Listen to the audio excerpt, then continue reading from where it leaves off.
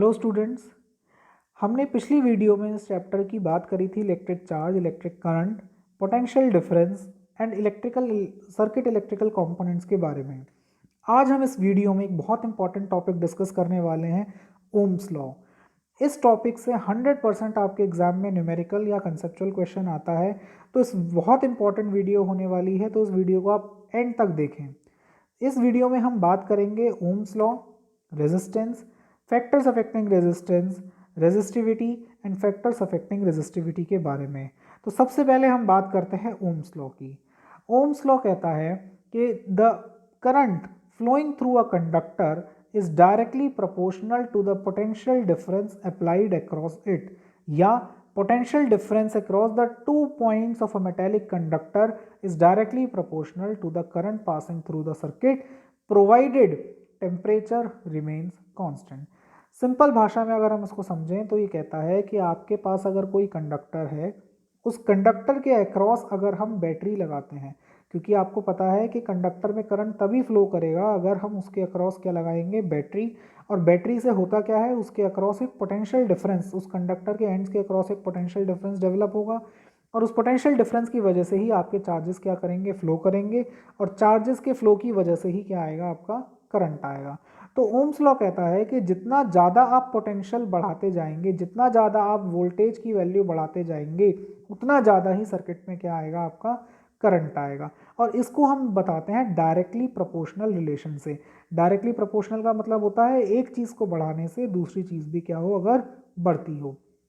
तो इधर आप इसकी फॉर्मूले में देखेंगे तो V is proportional to I, और अगर हम प्रोपोर्शनैलिटी का साइन हटाते हैं तो उसकी जगह हम इज इक्वल टू का साइन लगाते हैं, और एक कांस्टेंट ऑफ प्रोपोर्शनैलिटी से हम मल्टीप्लाई करते हैं। इस इक्वेशन में हमने कांस्टेंट ऑफ प्रोपोर्शनैलिटी लिया है R, जहां पर R को हम क्या कहेंगे, रेजिस्टेंस। और जो रेजिस्टेंस है वो नेचर ऑफ कंडक्टर पे डिपेंड करेगा, अलग अलग कंडक्टर्स के लिए रेजिस्टेंस की वैल्यू क्या होगी, डिफरेंट होगी। और अगर हम इसका ग्राफ बनाते हैं, V वर्सेस I का ग्राफ बनाते हैं, तो आप देखेंगे इसका जो ग्राफ है वो कैसा आता है, स्ट्रेट लाइन आता है ओरिजिन से पास करता हुआ, और इस ग्राफ का जो स्लोप है वो किसके बराबर होगा, आपका रेजिस्टेंस के बराबर होगा। अब अगर हम बात करते हैं डिटेल में थोड़ा सा कांस्टेंट ऑफ प्रोपोर्शनैलिटी के बारे में, जो हमारा क्या है, रेजिस्टेंस। तो रेजिस्टेंस का आप सिंबल देखेंगे, ये जिगजैग सिंबल होता है रेजिस्टेंस का। तो रेजिस्टेंस क्या होता है, resistance is the property of a conductor to resist the flow of changes through it.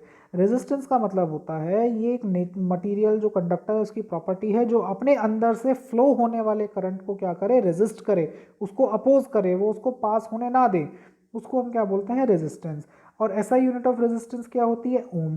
क्योंकि आपको पता है जो कंडक्टर्स होते हैं वो ही करंट को अलाउ करते हैं, और इंसुलेटर्स वो होते हैं जो करंट को अलाउ नहीं करते। बट कंडक्टर्स के अंदर भी देखा गया है कि कई सारे तरह के ऐसे कंडक्टर्स हैं जो करंट को अलग अलग लेवल पर या अलग अलग रेट से अलाउ करते हैं फ्लो करने के लिए।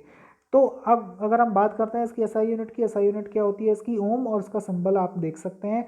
और 1 ओम की अगर हम बात करते हैं, when potential difference of 1 volt, हमें पता है ओम्स लॉ से V किसके बराबर था, आपका IR के। तो अगर हम R देखते हैं तो R कितना आ जाएगा, इधर से V अपॉन I के बराबर आ जाएगा। तो अगर हम इसमें देखेंगे तो 1 ओम किसके बराबर होगा, 1 ओम होगा आपका 1 वोल्ट अपॉन 1 एम्पियर। तो when potential difference of 1 volt is applied across a conductor and 1 ampere of current flows through it, then the resistance of the conductor is said to be 1 ohm। तो ये चीज़ आपको ध्यान रखनी है कि अगर हम 1 वोल्ट का पोटेंशियल लगाते हैं किसी कंडक्टर के अक्रॉस और उसमें से 1 एम्पियर का करंट फ्लो करता है, तो उसके अक्रॉस जो रेजिस्टेंस होता है उसको हम क्या बोलते हैं, 1 ओम। एंड रियोस्टेट एक डिवाइस होता है जो आपका क्या करता है, वेरिएबल रेजिस्टेंस प्रोवाइड करता है, और हमें सर्किट में करंट को रेगुलेट करने में भी क्या करता है, हेल्प करता है। अब अगर हम बात करते हैं किन किन फैक्टर्स पे रेजिस्टेंस डिपेंड करता है, तो सबसे पहली अगर हम बात करते हैं, जो आपका रेजिस्टेंस है वो लेंथ के क्या होता है, डायरेक्टली प्रोपोर्शनल होता है। यानी कि अगर आप लेंथ को इंक्रीज करेंगे तो रेजिस्टेंस भी क्या होगा, आपका कम हो जाएगा, और अगर हम लेंथ को कम करेंगे तो रेजिस्टेंस भी क्या होगा, हमारा कम होगा। अगला आता है एरिया ऑफ क्रॉस सेक्शन पे, तो लेंथ के क्या होता है, डायरेक्टली प्रोपोर्शनल। अगला आता है area of cross section. Area of cross section की अगर हम बात करते हैं तो ये कहता है कि अगर आपका एरिया ऑफ क्रॉस सेक्शन ज़्यादा है तो रेजिस्टेंस क्या होगा, कम होगा, और अगर एरिया ऑफ क्रॉस सेक्शन क्या है आपका कम है तो रेजिस्टेंस क्या होगा आपका ज़्यादा होगा। इन्वर्सली प्रोपोर्शनल में क्या होता है, अगर एक चीज़ ज़्यादा है तो दूसरी चीज़ क्या होगी आपकी कम।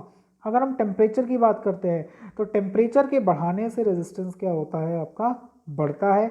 और नेचर ऑफ मटेरियल पे हमने पीछे बात करी थी कि अलग अलग जो कंडक्टर्स हैं उनका अलग अलग रेजिस्टेंस होता है। तो ये एक इम्पॉर्टेंट क्वेश्चन भी बनता है आपके एग्जाम में कि what are the various factors on which the resistance of a conductor depends. तो जो आप एग्जाम में लिखोगे रेजिस्टेंस आपका लेंथ पर डायरेक्टली प्रोपोर्शनल है, एरिया ऑफ क्रॉस सेक्शन के इन्वर्सली प्रोपोर्शनल है, टेम्परेचर के डायरेक्टली प्रोपोर्शनल है, और किस पे डिपेंड करता है आपका ये नेचर ऑफ मटेरियल पे। तो अगर इन सारे फैक्टर्स को हम कंबाइन करते हैं तो हमारा एक फॉर्मूला निकल कर आता है R is equal to rho l upon a, जहां पर एल आपको पता है लेंथ, ए क्या है area of cross section, and rho is the resistivity, rho को हम क्या बोलते हैं रेजिस्टिविटी बोलते हैं। और ये किस पे डिपेंड करती है, ये आपकी नेचर ऑफ मटेरियल की प्रॉपर्टी पर डिपेंड करती है। तो ये एक इंपॉर्टेंट फॉर्मूला निकल कर आया, इस पे कई सारे क्वेश्चंस बनते हैं, कई सारे थ्योरेटिकल क्वेश्चंस, कंसेप्चुअल क्वेश्चंस बनते हैं जिसके बारे में हम डिस्कस करेंगे। तो अब हम बात करते हैं रेजिस्टिविटी की। रेजिस्टिविटी क्या होता है, रेजिस्टिविटी अभी हमने बात करी, it is defined as the resistance of a offered by a cube of material of one side when current is flowing perpendicular to its opposite surfaces. Its SI unit is ohm meter. Resistivity की unit क्या होती है, ओम metre होती है। अब अगर हम देखते हैं रेजिस्टिविटी किन किन फैक्टर्स पे डिपेंड करती है, तो रेजिस्टिविटी इंपॉर्टेंट, आप ध्यान दें, वेरी वेरी वेरी इंपॉर्टेंट। कई बार एग्जाम में क्वेश्चन कंफ्यूज करता है, रेजिस्टेंस से हम कंफ्यूज हो जाते हैं। रेजिस्टेंस तो आपका लेंथ एरिया पे डिपेंड करता है, बट आपकी रेजिस्टिविटी लेंथ और एरिया पर डिपेंड नहीं करती, ये आपकी सिर्फ मटेरियल पे डिपेंड करती है। एरिया ऑफ क्रॉस सेक्शन पर, लेंथ पर आपकी रेजिस्टिविटी डिपेंड नहीं करती। Resistivity alloys is generally higher than that of its constituent metals. जो रेजिस्टिविटी है अलॉयज की वो ज़्यादा होती है अपने कॉन्स्टिट्यूएंट मेटल से। इसी कारण जो हम आप पढ़ेंगे अभी हम इस वीडियो में आगे मतलब इस चैप्टर में हम आगे पढ़ेंगे, जितने भी आपके हीटिंग डिवाइसेस होते हैं वो हम अलॉयज के बनाते हैं ताकि वो जल्दी से ऑक्सीडाइज नहीं होते, ताकि वो बर्न नहीं होते। ठीक है, अगला हम बात करेंगे अगले वीडियोज़ में इसके बारे में डिटेल से। होप आपको ये वीडियो समझ में आई हो। अगर कोई क्वेरी हो, कमेंट हो, तो आप कमेंट बॉक्स में कमेंट कर सकते हैं। बाकी अगली वीडियो में हम बात करेंगे ग्रुपिंग ऑफ रेजिस्टेंसेस के बारे में, कि हम इन जो रेजिस्टेंसेस हैं उनको हम कैसे कंबाइन कर सकते हैं, 2 और मोर रेजिस्टेंसेस को, जिसमें हम सीरियल और पैरेलल कॉम्बिनेशन के बारे में बात करेंगे। होप आपको ये वीडियो अच्छी लगी हो। Thank you.